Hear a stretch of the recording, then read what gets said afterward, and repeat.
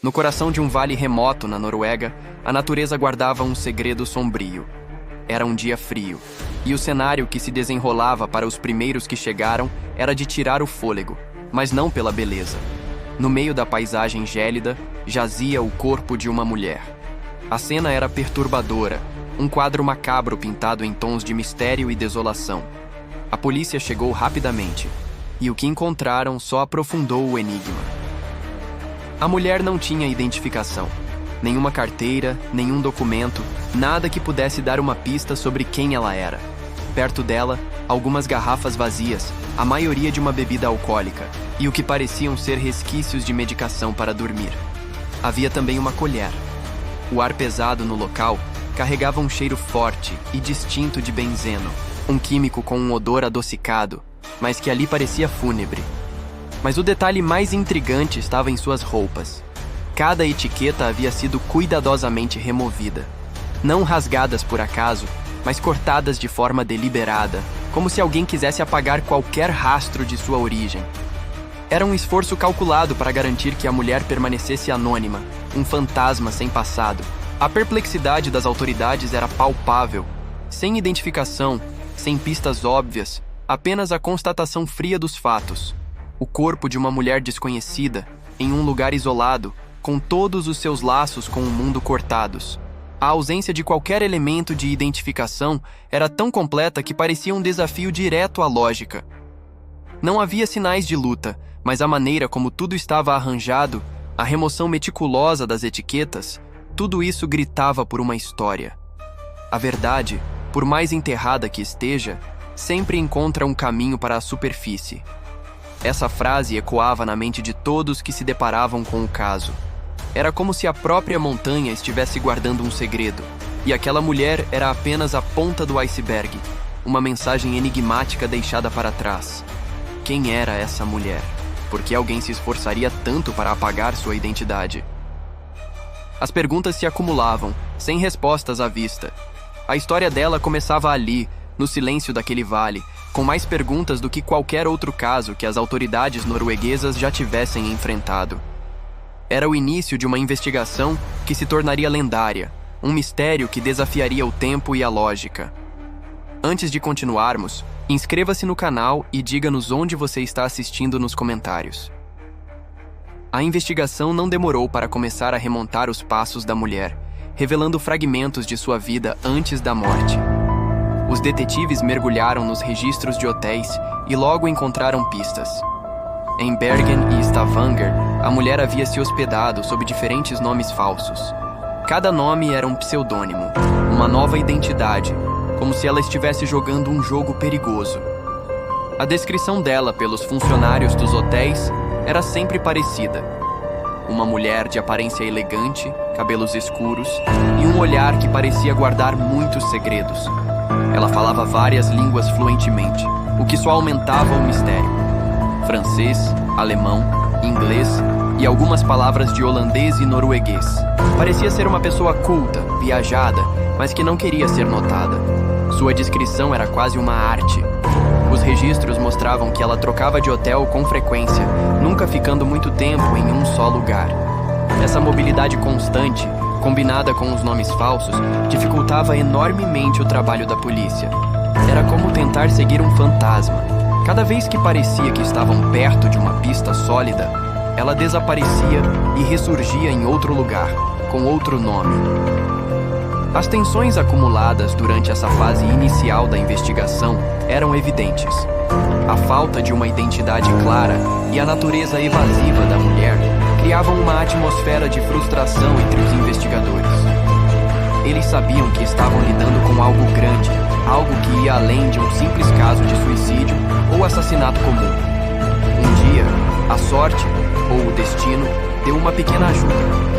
2 malas foram encontradas em uma estação de trem em Bergen. Elas pertenciam à mulher de Isdal. O conteúdo delas era ainda mais intrigante. Dentro das malas havia mais itens pessoais, mas como nas roupas que ela usava quando foi encontrada, todas as etiquetas haviam sido removidas. Alguém tinha se dedicado a apagar qualquer marca de origem. Além disso, foram encontrados vários passaportes falsos, cada um com um nome diferente, mas todos com a foto dela. E, para completar o cenário de espionagem, uma grande quantia em dinheiro, tanto norueguês quanto estrangeiro. Esse achado confirmava as suspeitas da polícia.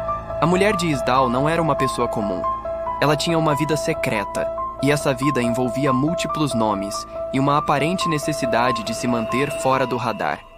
As rachaduras emocionais começaram a aparecer nos testemunhos dos funcionários dos hotéis.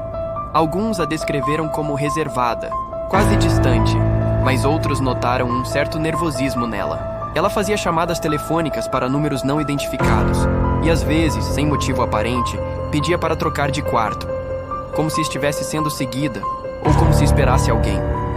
Um funcionário de um hotel em Stavanger lembrou-se dela pedindo um quarto com vista para a rua, mas depois trocando para um quarto nos fundos, alegando que queria mais privacidade. Essas pequenas atitudes, antes consideradas excentricidades de uma hóspede, agora ganhavam um novo significado. Elas apontavam para um medo, uma cautela constante. O mistério se aprofundava a cada nova descoberta.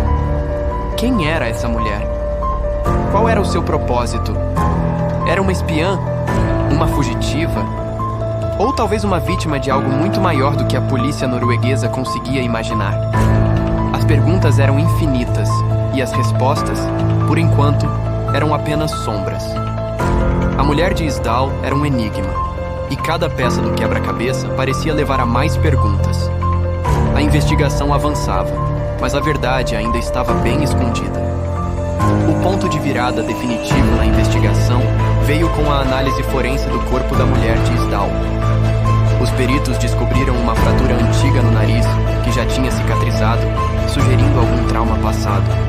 Mas o mais intrigante foi a composição dentária única, que indicava um tratamento odontológico bastante específico, incomum para a época. Isso poderia ser uma pista, mas sem registros para comparar, era apenas mais um detalhe enigmático. A causa da morte foi confirmada: envenenamento por monóxido de carbono e pílulas para dormir. Ela havia ingerido uma dose letal de sedativos antes de ser queimada. A questão principal era se isso tinha sido um suicídio planejado ou um homicídio cuidadosamente orquestrado. A cena do crime, com as etiquetas removidas e o corpo carbonizado, parecia gritar homicídio, mas a falta de sinais de luta ou contenção deixava a porta aberta para a teoria do suicídio assistido ou forçado. Uma consequência final dessa análise foi a descoberta de impressões digitais em um dos copos encontrados no local da morte. A esperança era que essas impressões pudessem finalmente identificar a mulher. No entanto, após uma busca exaustiva em todas as bases de dados conhecidas internacionalmente na época, não houve nenhuma correspondência. As impressões digitais da mulher de Isdal não estavam registradas em lugar nenhum, como se ela nunca tivesse existido oficialmente. Décadas depois, com o avanço da tecnologia, a ciência moderna ofereceu uma nova chance. Em 2016, uma nova análise foi feita, desta vez usando isótopos de oxigênio presentes nos dentes da mulher.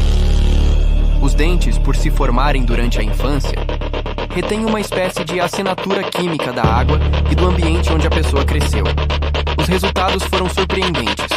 A análise isotópica indicou que a mulher de Isdal provavelmente cresceu na Europa Central ou Oriental. Além disso, os diferentes níveis de isótopos em camadas distintas dos dentes sugeriam que ela havia viajado extensivamente durante a sua vida, confirmando as suspeitas de que ela era uma viajante frequente. Apesar de todos os esforços e da tecnologia cada vez mais sofisticada, o desfecho realista e humano é que a identidade da mulher de Isdal nunca foi oficialmente estabelecida. A investigação se tornou um símbolo de um mistério insolúvel, um caso que desafiou os melhores detetives e cientistas. As teorias sobre sua identidade e o que realmente aconteceu variaram amplamente. Alguns acreditavam que ela era uma espiã, talvez durante a Guerra Fria, em uma missão secreta, e que seu assassinato havia sido um acerto de contas ou uma tentativa de silenciá-la. Seu comportamento discreto, os passaportes falsos e a fluência em vários idiomas alimentavam essa hipótese. Outros sugeriram que ela poderia ter sido uma vítima de crime organizado, alguém que se envolveu em algo perigoso e tentou fugir, mas acabou sendo alcançada. A grande quantia de dinheiro e a remoção meticulosa de todas as evidências de identificação apontavam para uma tentativa profissional de apagar seus rastros. Havia também a teoria de que ela era uma figura ligada a alguma rede de contrabando ou a atividades ilícitas, vivendo sob uma identidade falsa para evitar a captura. No entanto, nenhuma dessas teorias conseguiu reunir provas conclusivas para sustentar uma única versão dos fatos. O caso da mulher de Isdal permanece aberto, um enigma sem solução. Os investigadores nunca desistiram totalmente, mas a falta de uma identidade para a vítima tornou o caso quase impossível de resolver. Ela foi enterrada em um caixão de zinco em uma cerimônia simples, para que seu corpo pudesse ser preservado caso futuras tecnologias pudessem finalmente identificá-la. A lápide, sem nome, apenas marcava Mulher de Isdal, um lembrete silencioso de um mistério que perdura. Em um mundo que busca respostas, alguns mistérios persistem, lembrando-nos que nem toda história tem um final conhecido.